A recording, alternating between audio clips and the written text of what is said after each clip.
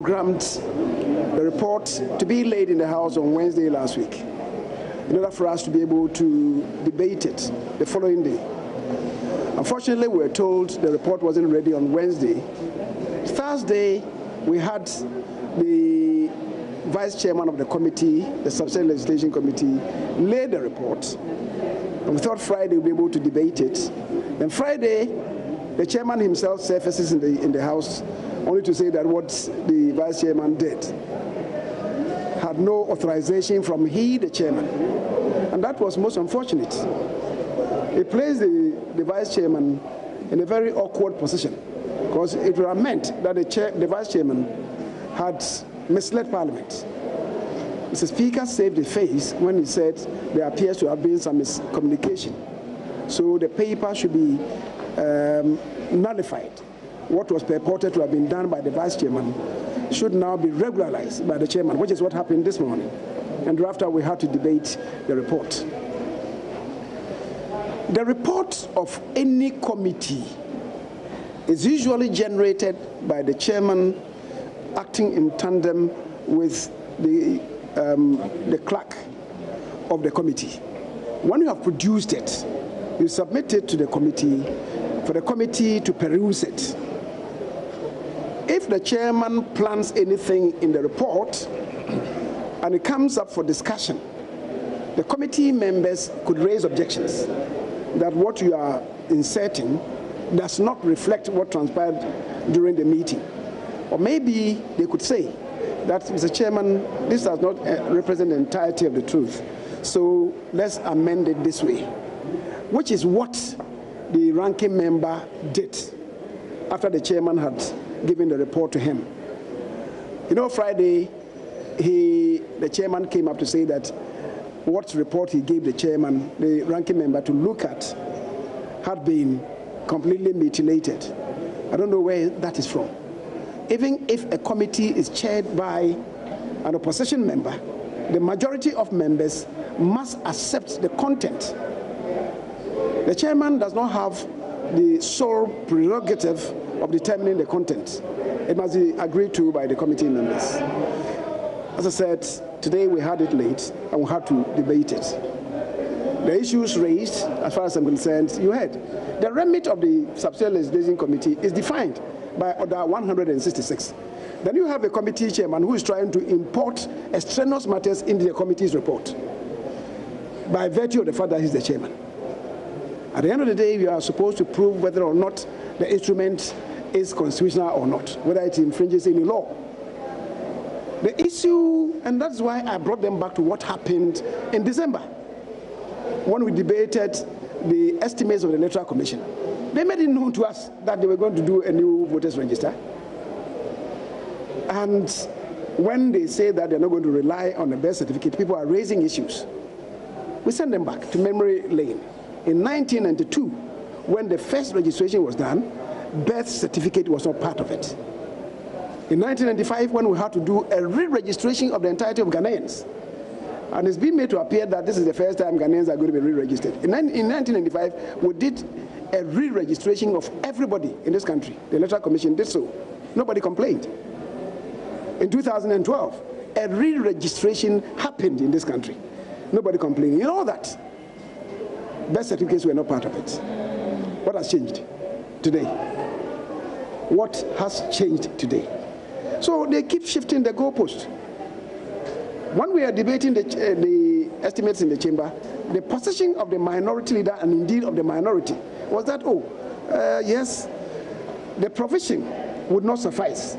The allocation would not suffice the procurement of biometric registration devices and biometric verification devices. So the minority leader, if you heard him on the floor, was saying that that money that had been allocated to the Electoral Commission was inadequate. That was his argument then. What has changed? I believe the committee member, the Honorable Obi Amwa, will add to the issues. Thank you, Leader. Well, you heard us on the floor, and most of the arguments were arguments canvassed at the committee level. And at the end of the day, the majority said that the instrument should be allowed to pass. Now, our duty and task at the committee level was to find out whether what the EC brought to us was constitutional or not, as to whether it infringed on any other law, as to whether there was a Parent Act, which what they were doing was not in tandem with the Parent Act. All those things are spelled out under the standing orders. So it's not for us to come and say that, why didn't you put in this? Why didn't you put in this? What they have brought is what we should consider as to whether it conforms with the Constitution, our standing orders, etc. It's not for us to say that I think that student's ID card will serve as that purpose. Participant certificate will serve that purpose. Birth certificate, all those things. We could list about 10 items that you felt should be in their law. But that's not the law that they have brought to us. And mind you, under Article 11.7, the Supreme Court has ruled on several occasions and there are several cases. When they bring an instrument and you think that that instrument is not constitutional or doesn't go according to the standing orders, you reject it, or they come and withdraw it. And you reject it by a 2/3 majority of members of parliament. As far as we are concerned, what they submitted to us had nothing wrong with it. They came for the committee. They explained all those issues, particularly regarding the existing voter ID card. If they had gone to Supreme Court earlier to say that we have complied with your order, and now they come back to us to say that we couldn't have complied with the order because even the form that we have to use in registering people, there's no column which shows that these people registered with health insurance card. They themselves came to tell us. And that when they were asked to go and do it, they knew it was impossible to do it. But because it was close to elections, they sent the figures to the Supreme Court, and they were allowed to do the elections. Now they've come back to realize that millions and millions may have registered with the health insurance card. So to comply with the Supreme Court order, they start on a clean slate and make sure that anybody coming will not come with something that the Supreme Court will say that you cannot use it because it's unconstitutional.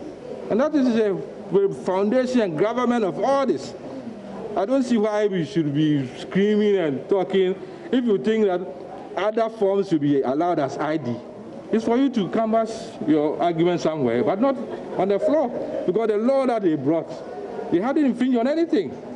If you want others to be added, birth certificate, personal certificate, student ID, or whatever, it's not here that you're supposed to canvass that thing.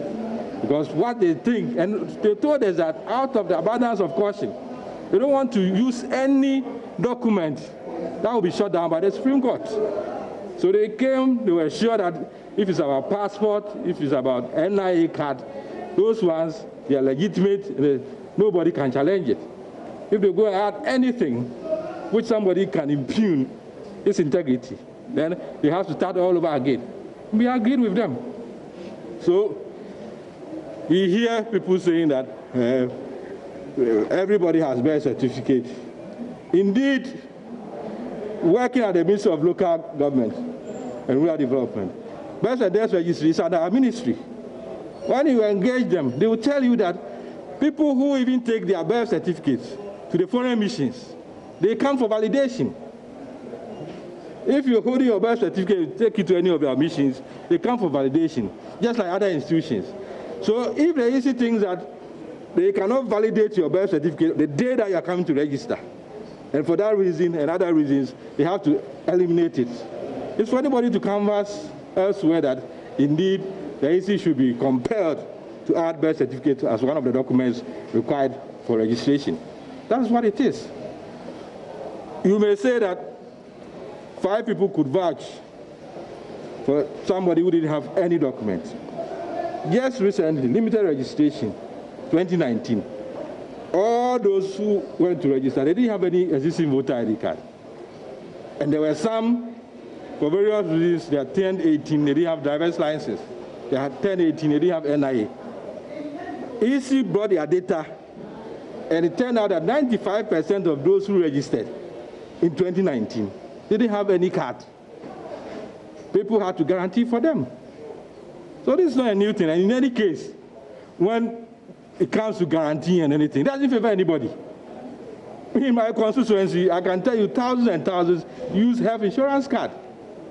And so if they're going to wipe everything out, they will have several people in my constituency who may not have any of these cards. But you have to be registered. And why would you then say that the EC is trying to favor one group against the other? I don't understand it. Maybe you have to ask them. That if it comes to guaranteeing, are you saying that you get people from the MPP stock getting guarantors more than people from other stock? There's no empirical evidence to this. So we are all in the soup together. If we all had our own way, everybody will be holding a card. You go, you get registered, you move on.